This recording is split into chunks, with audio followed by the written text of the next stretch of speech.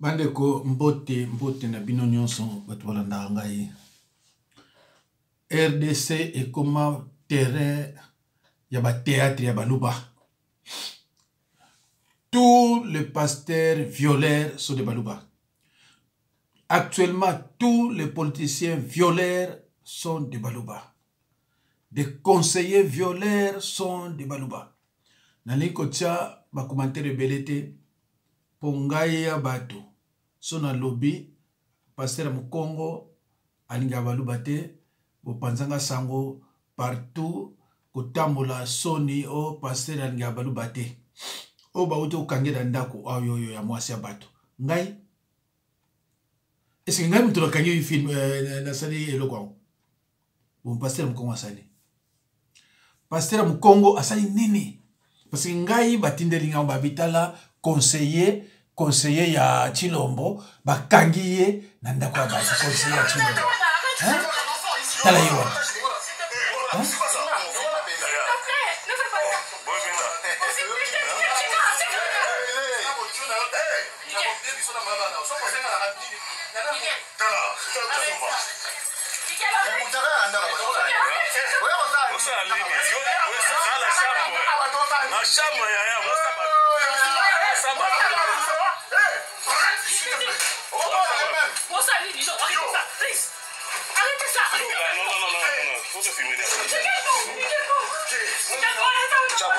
Alors, bande kuna ngai.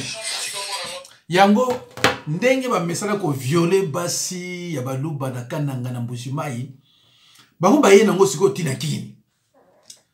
Omona kaka baluba mikolo nyonso ba kalamba isu ba pionnière isu ba nani tout ça kaka baluba na baluba. Donc na mboka na bino kuna za danger. Yaona mwasi na mboka na bino za ta valeur ata mukete. Parce que na mboka baluba soki Muluba a violé moi non moi si. Muluba a raison. Moi si moi non moi c'est un tort. Donc chez les baluba na basi ya mobe ba comprendre ka. Basi ba yebana eza ndenge na bango. Donc soki ba violer moi na moi c'est Muluba na kanango bena kasai azana droit ko le bater pour yebi que Muluba a raison. Mukuna violeur avec violeur à main armée. Na grande sœur na petite sœur a violé bango. Ça au côté de ma maman, on a eu un tribunal avec des preuves à l'appui. Moi, ça le bandenga menacé qui est dans la voiture. Mais tant que un tribunal, on a gagné procès et pas Baluba, la justice de Baluba. Oyo Kalambai, ce qui Moïse, faux pasteur, ya Moïse. na Bible pasteur ayembaka nzembo ya rakate. Toko mona onga pa baluba pasteur ayembaka nzembo. Na Bible azate. Na Bible pasteur ayembaka nzembo azate. Pa baluba pasteur mona komi nani muta ayembaka nzembo akomi pasteur. Oyo kalamba ya venturier ayembaka komi pasteur. Baluba na baluba. Donc yango na baina binoke. Si dans votre église, le pasteur est Moulouba, sortez vite. Vous êtes en face d'un aventurier. Depuis quand Moulouba cause pasteur, Moulouba nuance au route à Botaba n'a plus de 5. 6, 7, 6, et c'est là pasteur. Donc, Moussala la Bangoka, Bassi. Et beaucoup cause la pasteur de Guinée. Pasteur, il y a pas 5 dans la Bible, ça pas. On a vu que Moulouba à cause de la pasteur, à cause de la pasteur. Moulouba à cause de l'administration. Tant que ma poste, pas besoin de conseiller. C'est comme un nani. Pas comme un bassi.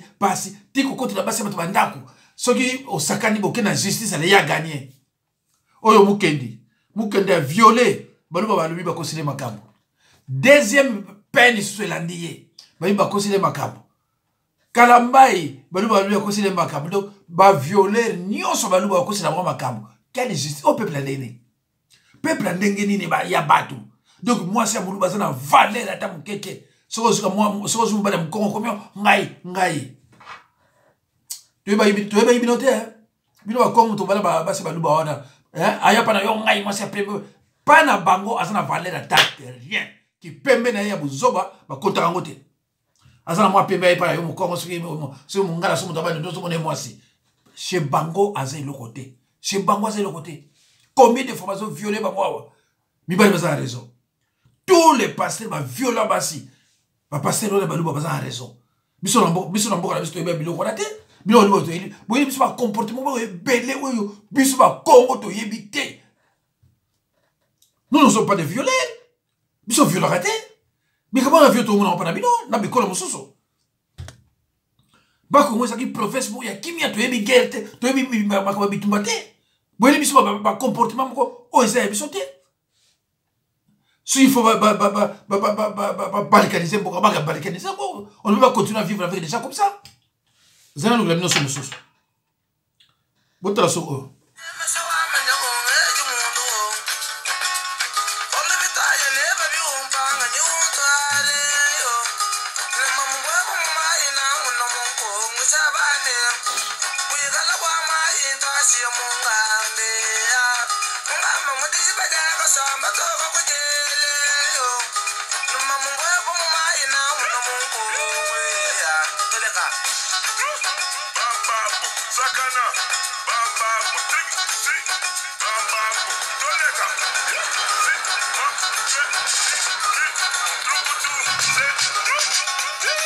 Alors, Baneko, un Moulouba, alati cravate, alati veste, azolia foufou, na balabala, na moto. Quelle éducation! Oh, ba bengi ba senzi, na biso ba Congo ba bomio, na biso ba Congo tawa kanako, ba zuyo ba bomio, pona honneur ba Congo. Ba bomio ko kufi okei. Toi tina na yote. Telle éducation sur le Balouba, à ce moment on a fait que Moutaouti n'a pas si chance à y Kinshasa, a dit pantalon, Namboka ba Congo, a dit pantalon na veste, na blé, avant qu'on sepela, à ça ne sengo, à ça qu'on lia na libanda, à ça qu'on tambola, voyou, un voyou. Chez nous les ba Congo à l'époque, bazui brik ba bamina mutu kufa kokide. Ou bédication de y'nyo. Tande rasi ba foufou. Moi c'est Moulouba, moi c'est Moulouba, c'est vrai Mouba Yewana. Oh, Wana, où il y a la famille a violé, à Kimi, n'a juste pas nous à pisser raison. Moukendi ba Okangayo, n'a pas ça, tout ba Kangayo, c'est la vidéo. Moulouba. Ah, n'sabe bawa. Ba bande konangai. Kabondi, ce Kabondi, n'a Chilombo, bazo ça va vantir. Bazo ça la va vantir.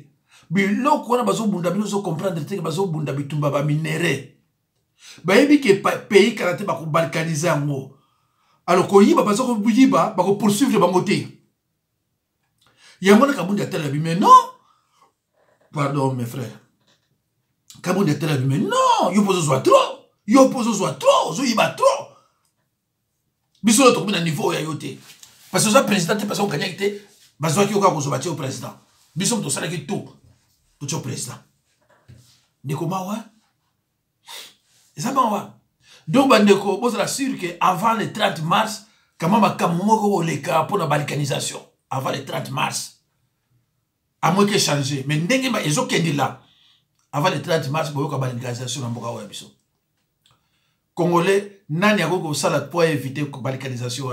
Mobutu a na pouvoir. Combien de marches salama kuna, combien de manifs salama kuna. A Sedaka, bongo sikoyo na batuni ti barwande oyo bazana be esprit moko do bako bomba bino ki bara bakote. Na Afrique saka na mutu mususu na Rwanda te. Rwanda ba bomba batala kate. Rwanda bazo mutu na valeur te.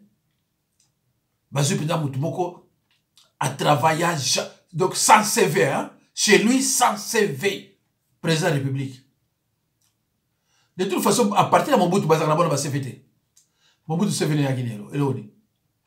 CV à Guinée. Caporal, faux journaliste à Bruxelles. Et c'est lui. CV à Lumumba CV à Guinée. Et l'autre. Kabila a moi CV à bien. Mais chez lui, à travailler à pété. Et l'autre, Kabila le père. Mais il a la classe. Mais il n'était pas politicien. Mais il y a sous Joseph. Donc, Sikoyo, il y a sous Rani. Donc, tout le monde travaille dans le côté. C'est un gérer. Et ça m'a dit. Bandeko. Je vois très mal Mboka Oyo to récupérer. Mais vous ne comprenez pas mon langage. Tant qu'on a solo, oh, pasteur, n'est-ce pas pessimiste?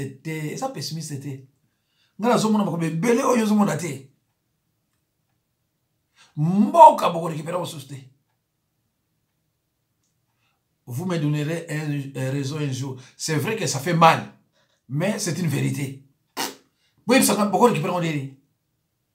Fayoulou a compris, a fait kimia. Fayoulou a compris, a musique, a fait kimia. Mboka na mboka banani. Mboka na mboka bisote. Ça fait longtemps. Mboka na mboka bisote. Bazwa armée ba bloqué. Bo sala bolingi, bo total. So bo sakani total. Et c'est dit. Soki bo sakani ko armée ya mboka biso e ko beba. To boma combien na Rwanda bakena na biso wapi. Bo rezo na ngani na bandiko na. Bo rezo na ngani mwana. So lo bingaka pasteur so ba likambo tende ko na ngai. Eza na jour olala lo ba ah pasteur mona ka musika.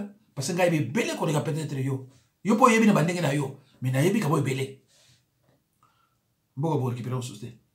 C'est fini. Ce qui banani ba fiti le mabako sa ba o bazo sala leloyo na ba kabun ba ebike ils a passé pour récupérer moi. C'est vrai bande on a modi misanga c'est ko sala no passe mais c'est une vérité. Soko finganga mais na kakamene loko moko c'est une vérité. To que ne gauche droite mais na yebisi yo c'est une vérité. Peut-être vous comprendre rien. Peut-être yo vous comprendre rien. Nzambe nanga ya mawa hein ba voyou o ba bing que mboka ils ba voyou alors tout à l'heure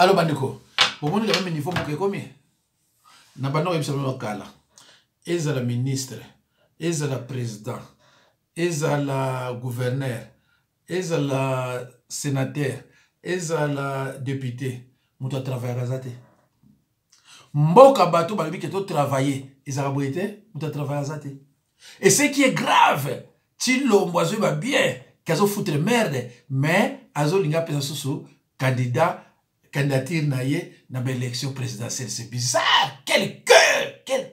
Quoi tu cause la cœur na ebisa bino ke moluba azala na motema mawape bolingote biloko wana akana ngote. Donc moi je vois très mal ndenge nini moluba cause la pasteur ou bien moi c'est moluba cause la prophétesse. Mais non, ba pesa bon biloko na te. Parce que motema motema ya moluba so batie mongala na moluba photo ezate soki batie lio mongala na batie lio bunza na moluba photo ezate zombara moko bunza zombara moko mongo benani mais moluba te moluba même yo lingi ye mais ya kolingo te moluba za na motema ya kosalisa moto te bozwa mukuna na mwana na mwasi. Cette femme avait un bébé de moins de 9 mois. Azo sala ye bipoke, ako pesa ye talbi ta maman pasi oyo zota $1000 oyo. Alors que mutukuna aina mbongo ebele o azo pa kabila. Tu te rends compte? Hein? Ozo so mwana ye bato mwasi na bébé il faut melati. Et tu la laisses comme ça. Au contraire ozo kitse pe na nzela. Ndeko, me ba benye nani mosala na Nzambe. Tala muto babengi musala Nzambe kera za nango bongo muto sukoza musala Nzambe te ala kera ndenge ni ndiko za mawe ngana okose yo za na camarade moluba te ni moi c'est moluba o abota na RDC ni camarade moluba moi ngana okose yo soko ngite la vie aussi mali o tshelo bongo na litama c'est pas la peine soki moi c'est moluba botama peut-être awa bon. Je te conseille pas, mais ça va. Peut-être ça va. Mais oh, il y a beaucoup de RDC. Ça ne vaut même pas la peine. Donc, ça ne vaut même pas la peine aux camarades de Mourouba. Ah non. Comment tu n'as pas bango ceux qui vont violer moi si mon bel a la raison. Bon, violer moi n'a pas moi si mon bel a la raison. C'est quoi ça? Ceux qui vont violer là-bas, mon bel a la raison. Moi, ça me donne tort. Donc, basi basaba, banzete à papa na bino.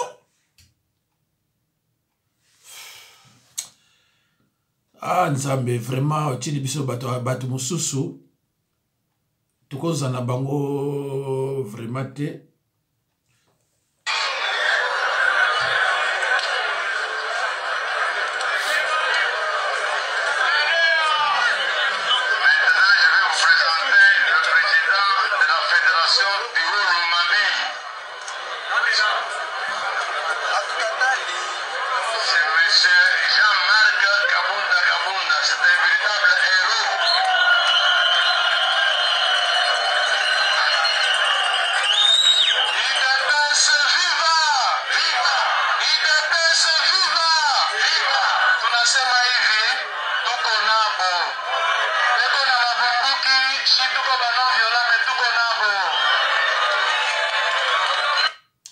Ndeko bomoni kabundi ndinga zalaki bomoni kabundi ndinga zalaki bato mwindo bakuba bamindele bakuba bato mwindo ah ba villageois moko ba ina mboka ya biso ah Nzambe na ngaye. C'est quoi l'histoire? Kabound c'est un menteur né. Ah bon? Kabound il ment comme il respire. Kabound s'est présenté à Etienne Tshisekedi comme un ronde du Katanga. Parce qu'il savait que Tshisekedi ne pouvait pas nommer un Kassaïen secrétaire général. Je vous dis, c'est une histoire vraie. Vous savez quand est-ce que tout le monde a su que Kabound n'était pas Katangais?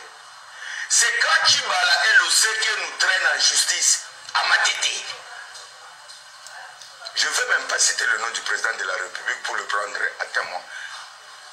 C'est quand on demande, on décline l'identité de Kabound que tout le monde découvre qu'il est du Kasaï central originaire de Louise. Tout le monde se regarde. Même quoi que Denis c'est ça. J'ai dit, mais il est du même coin que c'est ça. Il est du même coin que Prof Chulmaï. Il n'est pas du Katanga. J'ai dit Kabound est originaire de Louise. Déjà quand quelqu'un est faussaire même au niveau de son identité, qu'est-ce qu'il peut dire de crédible dans sa bouche?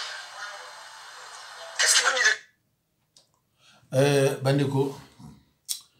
Toujours vivre là, aventurier. Image va partager. Makambo ezoli kanaï de pes. Boga sadeke parti ekufa to longwande ba mvuma mabe kalate. Bakende pe asala iloko na ye asazwata talala mutazo engagé ba chinois batongile immeuble. Ezama wa mingi. Mbongo Assemblée nationale ça quand même premier président. Na mbongo Assemblée nationale na inane yoko sa chanchabo. Bilo bolinga okotela batuni bakabundande. Mutazo yiba ndako kutazo azimbongwa. Toko rappeler makambune nyoso ndenga yaga Kishasa première voiture atambola ya David Mukeba Ketch. ya zumbongo toko rappeler ba chemise alataka omoni bakabunda balukaka makamu kala te nazo communiquer soki ebite communiquer yango ezake na longoli na parti olongoli kabunda tolongoli d'abord kutasala asu comment permanence ke elongola la permanence bango mpe bakoma ya sans ete na parlement muna kote na ye yoka si kabunda toyebisi ke yaka lelo kuna na opeso 10 millions yaka na parlement de bwakoya bato mo basila ngala bakomoloba omoni moyibia omoni leo mata na cheval bayebisi pa kobewa kobeba nyonso kabunda bebaka mokola mata na cheval. Tu vois les goûts du pouvoir? Oui, oui. Abi, filmez-moi. Kabundi. Bakoma, au blasphème. Toyeba 13 parlementaires yo komi 14e. Na Bible, babakisa bapotre misusu. Ozomona mutabonga za normal. Azo se comparer na Tshisekedi. Unitaire, ya meme la biso. Kabunda linga victoire, ataka victoire na biso ya ye. Kilme Oebika Kabunda bima député pour alongo lainga secrétaire national ati Jekoko na mobilisation pour azoba voix Jekoko. Ah bon? C'est mon boyiga moté ke anoma Jekoko. Alongo li yo pour azoba voix Jekoko. Pour ata Jekoko asa campagne pour azoba voix oyo Jekoko. Kabunda ko ba zo élection. Bozila kasite makambango ese bandi yango 2023 yango bo gagner suna moamba kotenga na za soboko. Kabundi ndenga zana tolo babu to d'abord ça no calme pas tu muna minute azana confinement azo mila o babengi ba champagne aza calme eza sans événement donc ezala mutu mobe amoni kazo kokate bazo banga oyibika ande balobaka ke bazo banga après makambo coronavirus esi la to banda corona politique na kati ya UDPS bango nde bakolo. Ah, qui ne comme na mboka ba villageois, balu ba hoti na mboka na bino nyos ba villageois, boye ko va na kini ne bongisi ba babundi, banani bokome bo sepeli hein? Bo hoti na bino ba mboka kabundi traninga yaki mundi onetinga kambuli lo ko mi pembe aso mpenda kwa munene ba villageois ba bien ba villageois baluba na bamboka na bino bako tonga banda kute bozo tonga kini na bamboka na bino biso kenda bakongo na bakongo tongama première province ya RDC et tongama ya bakongo après Bukavu le reste mawa nzama batela munongo nanga pona na uti kote hein voilà. Les États-Unis d'Amérique sont aussi appelés le pays du rêve à cause des opportunités que ce pays peut offrir à ceux qui ont de l'imagination. La RDCL est plutôt le pays du miracle. Il suffit d'être au bon endroit au bon moment et votre vie peut basculer du jour au lendemain. Il y a seulement 3 ans, voici la maison que louait Jean-Marc Kabound au quartier Kingabois à Limété avant qu'il ne devienne président de l'Assemblée nationale. Et voici la seule voiture qui faisait partie de son charroi automobile. Un tas de ferraille roulant qui ressemblait à une Toyota Corolla des années 80. Un véritable vecteur du tétanos qui devait déjà être à la casse mais qu'il a utilisé jusqu'à la dernière goutte du sang. Aujourd'hui, Jean-Marc Kabound peut regarder l'avenir avec un sourire, il peut léguer à sa descendance un testament gros comme un livre. Sauf si on vous disait que c'est à Kinshasa, l'actuelle résidence de Jean-Marc Kabound est une ville atypique du style californien. L'on estime la décoration extérieure et les accessoires à $52 000. Le prix d'achat du terrain et la construction sont estimés à $220 000. En dehors de sa maison, Jean-Marc Kabound est promoteur d'une école moderne dont le coût est estimé à $330 000. Son charroi automobile actuel n'a plus rien à voir avec la vieille Corolla, il est composé des Jeeps de marque japonaise de dernière génération. www. Mboka moko bien hein? Donc mutu bozo bokoza la bino soyebi ki wazani muyibi mais botiki ba yiba na ye mutu pa ko bazate le mangolo mobuta salaka tu bakata biso dogi mo créer biso ba problème kaka bundi bomoni voiture azaki nango donc mbambala moko donc ekotambola même pas na pays moko même ya Afrique kuna mais atambola nango lelo tala akumpe koloba anzambe video villageois nyonso mbojima ina kananga bango tout baina kini bo sepelaka mboka bakongo sokoli bino ndenge sokola kabila mboka bakongo sokoli bino bakabundi basali villageois moko donc ya mbojimai kingandi bakomi bato mosusu alati veste azobie na balabala nzambe eza mawa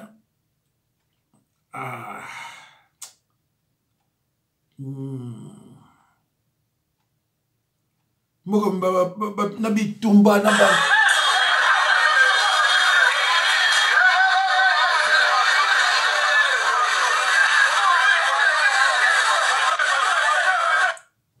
nzambe na omboka ndeni mboka ndeni nyo D'ailleurs, eloko akobomeza susu te kose kufa. Oui, Kassai est Koufa. Alors ne venez pas dire que la RDC est Koufa. Parce que dans Mboka est Koufa, le président ne va pas faire 130 voyages qui coûtent 2,5 millions au trésor public. Dans Mboka est Koufa, le président ne va pas avoir 2000 conseillers payer 3 fois leur salaire. Dans Mboka est Koufa, un gouvernement n'est pas composé de plus de 57 membres. Dans Mboka est Koufa, un président n'est pas payé 2 millions de dollars par mois, tandis que le président français touche 142 000 par an.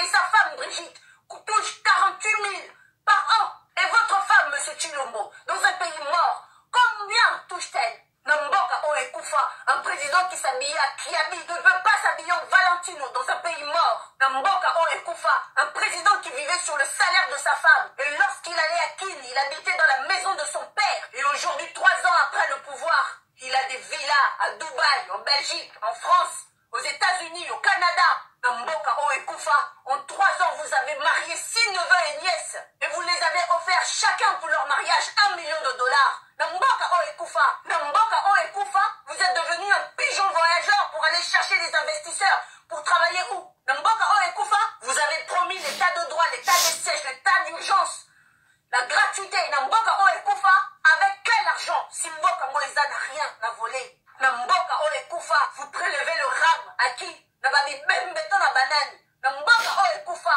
donc comme il n'y a rien à voler, Namboka Ngo, vous commencez à voler la population avec votre rame de malheur. Namboka Oekoufa, vous avez détourné des millions et des millions de dollars. L'argent du Lualaba, détourné. L'argent du port de Boma, détourné. 558 millions de 100 jours, détourné. L'argent de la francophonie, détourné. L'argent de la gratuité de l'enseignement, détourné. L'argent de la province du Congo central, détourné. Chile Gelou, détourné. L'argent pour la riposte du Covid-19, détourné. Tous les emprunts FMI, BAD, Banque mondiale, détourné. L'argent du coton et tous les minerais de l'Est du pays, détourné. Alors ne venez pas semer le désespoir auprès du peuple congolais. Servez-vous, enrichissez-vous, élevez-vous. L'ascenseur monte jusqu'au 10e étage. Il finit toujours par descendre au rez-de-chaussée. Et vous nous trouverez. Je le dis, je l'assume et je le proclame.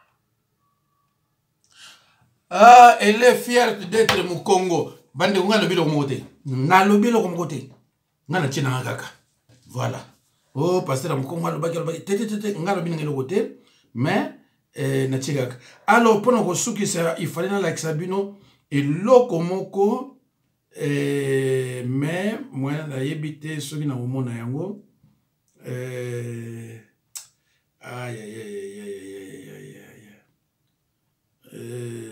bazolo bamaka moko bien ndenge nani bazowela Et la colonisation du Congo par zerana nous dit tout le gars là musu passer minute kei Et moribond. Dans ce pays, notre État est devenu un cadavre qui respire encore.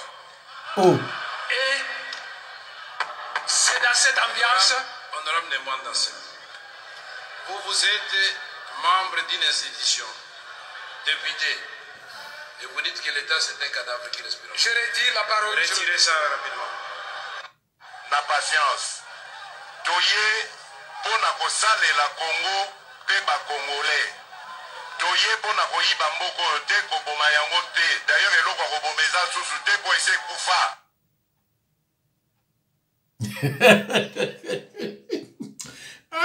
Chilombo. Nzambe gaye. Chilombo. Eloko nazo luka ya bien awa be. Yango yo. Botala ngwata na 1 minute. Amis téléspectateurs, awa tozali na kati ya mboka Cape Town na Afrique du Sud, na aéroport international de Cape Town. Je vous emmène ici pourquoi? Pour vous montrer quelque chose. Regardez. Quand vous voyez là-bas derrière, il est écrit Katanga Executive Parking. Pourquoi? Parce que simplement, si Combo ya Mboka Katanga pour Congolais,